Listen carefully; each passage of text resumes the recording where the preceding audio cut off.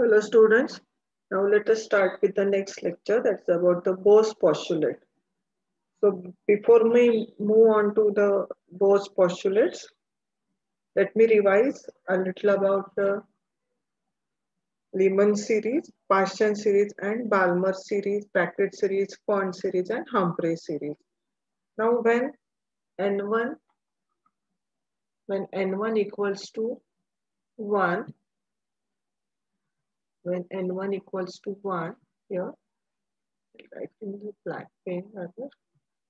So when n1 equals to 1, which is denoted by NF. NF means the final energy level. N2 will be equal to 2, 3, 4, 5 and so on, which will be denoted by Ni. Ni means the initial one. What are these N? These are nothing but the energy levels. Okay, so when the electron jumps from the higher to the lower energy level, means from the second to the first or from the third to then second and then to the first. So the maximum it can reach up to the N1 equals to 1. So when N1 equals to 1 and N2 will be equal to 2, 3, 4, 5 and so on. So this will be your initial orbital or in initial energy level, and this will be a final energy level, and this is shown by the Lyman series. So these are observed in the Lyman series, which is observed in UV region.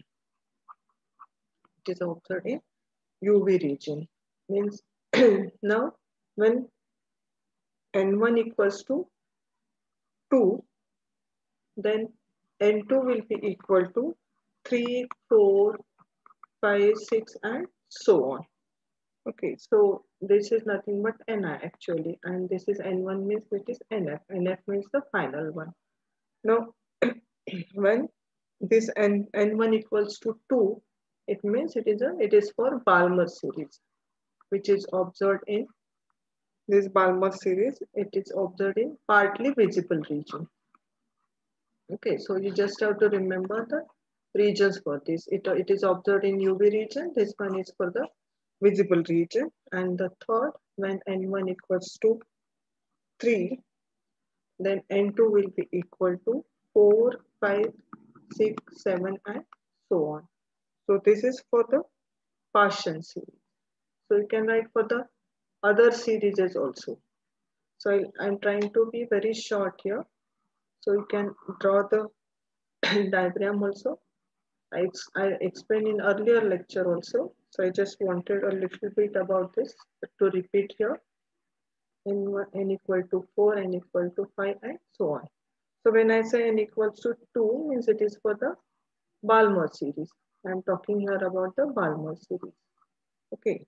Now when N1 equals to 2 here, N1 equals to 2, so N2 will be 3, 4, 5 and 6. Means this, the electron can be jump from here from N3 to N2, from N4 to again N2, from N5 to again N2, and if you write here N equal to 6, and this is also a possibility. Okay, so the lowest orbital or the lowest energy level it can reach, that is N equals to 2. This is for Balmer series. So when I say Lyman series, here I will have to add N equal to 1 here. Okay, so the electron can be jumped from this 2 to 1, then 3 to 1, or 4 to 1, and 5 to 1, 6 to 1, and 7 to 1, and so on. So this is the way you can draw the different lines for the spectrum, hydrogen spectrum in different series. So this is for Lyman series, which is observed in UV region. This Balmer series observed in visible region. Paschen series, it was observed in this Paschen series, it was observed in IR region. So for this is for the IR region. Now we'll move further for the Bohr's postulates. Now when we say about the Bohr's postulates,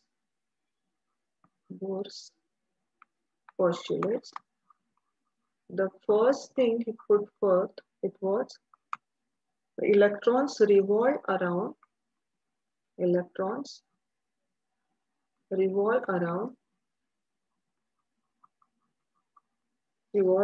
the nucleus, in circular path. And this circular path, this is called orbits. And these orbits are situated at definite distance from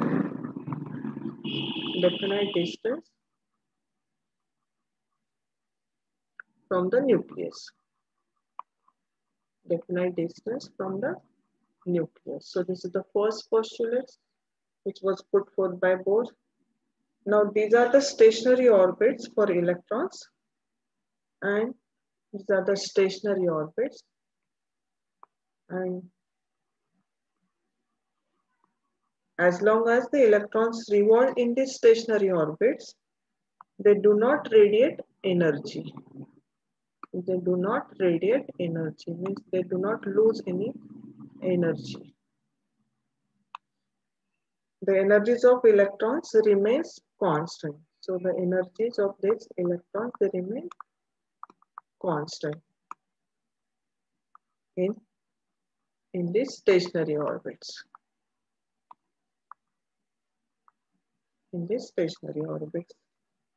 Which was denoted as K, L, M, and N, and so on. This was the second postulate. Now the third thing he said, an electron can revolve only in those stationary orbits without radiating energy, for which the angular momentum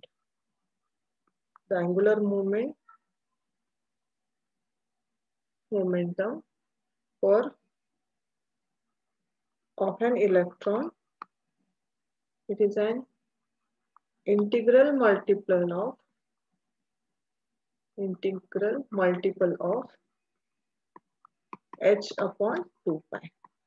Means the electron can revolve only in those stationary orbits without radiating energy, for which the angular moment of an electron, it is an integral multiple of h by 2 pi. So what is this h? H is nothing but the Planck's constant. H is the Planck constant.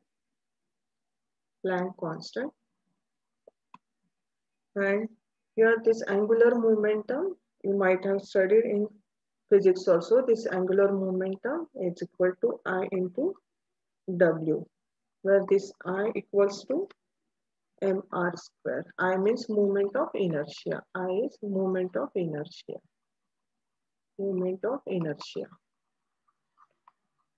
And W is nothing but the angular velocity.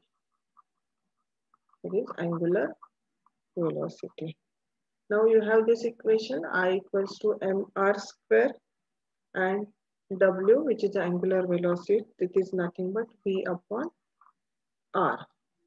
Okay, now we'll proceed for the next slide. Now you have these equations, I'll write it again here. That is I equals to mr square, and W equals to V by R, where this I is the moment of inertia and W is nothing but the angular velocity. Now what is this small m here? This m is nothing but the mass of the electron. V is nothing but linear velocity of electron. It is linear velocity of electron. R is radius of orbit. Or the stationary orbit in which the electron revolves surrounding the nucleus. H is, as I already told, that is the Planck constant. It has got some definite value, and here again one more thing you have to know, that is small n, that is the principal quantum number. That is principal quantum number, which will tell you about the position of electron in the different energy levels. When n equals to 1, this is for K shell. When n equals to 2, it will be L shell. When n equal to 3, it will be for M shell and so on. Okay. Now you are aware about this, all these basic things about this. Now the next postulate he put forth, it was the next one. Energy goes on increasing as energy goes on increasing. Energy goes on increasing as stationary level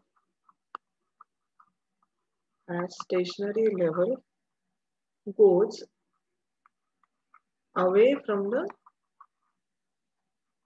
nucleus. Goes away from the nucleus. Means as the energy levels they goes on away from the nucleus, the energies of those energy levels or the stationary level, it will go on increasing. It means that now these were the 4 postulates which were put forth by Bohr. Now what are the results of this Bohr's theory? The results for this, or the outcomes rather, for this theory is that the first one you can write, the stationary states are numbered as 1, 2 and 3. So these stationary states, those are numbered as n equal to 1, 2 and 3. So what is this n? These are the stationary states or stationary orbits which are surrounding the nucleus. And these are integers and those are known as principal quantum numbers. So we'll be studying these quantum numbers in details in further time. This is principal quantum numbers. Next thing, the radii of the stationary states are given by Rn equals to n square into A0. So this A0, it is equal to 52.9 picometers. This is the radius of the stationary orbit. So the radius of the first stationary state is called as the Bohr's radius. Bohr's radius means what? This Bohr's radius it is given as 52.9 picometers. If this is the nucleus and surrounding this, suppose this is the first one, the radius of this first stationary orbit, it would found to be 52.9 picometers. It means that. Now the energy of this stationary state associated with the electron, which is given by the equation. Go to the next slide. The energy of the stationary state. Because each and every state, it will have its own energy. So energy of the stationary state, which is denoted by capital N or the principal quantum number. Energy of the stationary state, which is associated with the electron. Of course, the electrons will be accommodated in these different stationary states associated with electron. It is given by the expression E1 equals to minus RH into 1 by n square, where n is equal to 1, 2, 3 and so on, which is we call it as a principal quantum number. Whereas this RH, this is nothing but the Rydberg's constant. Rydberg constant for hydrogen, and its value in joules, it is equal to 2.18 into 10 raised to minus 18 joules. This is the known value. Okay. Now the lowest energy state, it is called the ground state. And energy of the ground state, it will be equal to 1 upon 1 square. So this 1 is nothing but the n, that is n equals to 1 here. So for this E1, for the ground state, you can calculate by putting it in this equation, RH into 1 by 1 square. What is this 1 square? Where we put n equals to 1. Okay, so you can put the value for this Rydberg constant minus 2.18 into 10 raised to minus 18 into 1 upon 1 square, which will be equal to minus 2.18 into 10 raised to minus 80 joules, isn't it? Now when n equals to 2, you can calculate the same thing for n equal to 2 also. So I'll insert one more slide here. When n equals to 2, n equal to 2, you can calculate as E2 will be equal to, so 2 is not for the second orbit or second stationary orbit. E2 will be equal to minus, this is the Rydberg constant, 2.18 into 10 raised to minus 80 into 1 by 2 square, isn't it? So this will give you, that is minus 0.545. After solving this, you can easily find out it would be half of this. So that would be minus 0.545 into 10 raised to minus 80 joules. This is simple mathematics. You can do it. So this is the outcome or the result for this. Next, the next thing is that the Bohr theory can be applied to the hydrogen-like species. Means Bohr's theory, it can be applied to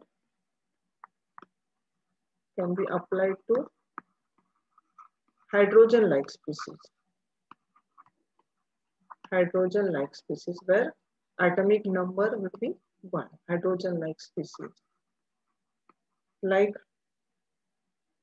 He plus is where there is 1 electron is lost, or lithium 2 plus, or beryllium 3 plus, isn't it?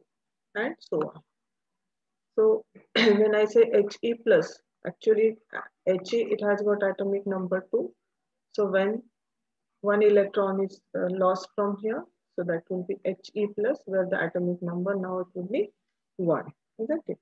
So the energies of the stationary states associated with these species, it will be given as En. N will be here, it will be given as minus 2.18 into 10 raised to minus 18 Z square divided by N square joules. Okay, so this is the equation which can be used to calculate the energies of any electron or any stationary orbit rather, where you can put the value of N here, and accordingly you can put the value of N here also. Now the next equation, which can be given as Rn equal to 52.9. This 52.9 is just nothing but the Bohr's radii, Bohr's radius into n square divided by z in picometers. So you can be able to calculate the radius, and you can be able to calculate the energy of the different stationary orbits also. So where this z is nothing but the atomic number. Z equals to atomic number. And from the above expression, it can be seen that the energy decreases. It will become more negative here. And the radius becomes smaller as the Z value increases. Now, the velocities of the electrons can also be calculated from the Bohr's theory. Now, for this, we can calculate En for this. So for this, again, I'll add one more slide here so that we can be able how these equations can be applied to calculate the energies. Now, calculate the energy and the radius associated with the first orbit of He plus. Okay. Now, He plus, it is a hydrogen-like species. This is hydrogen-like species, having nuclear charge Z equal to 2, and for the first orbit N equals to 1. Okay. So for this, you can calculate radius.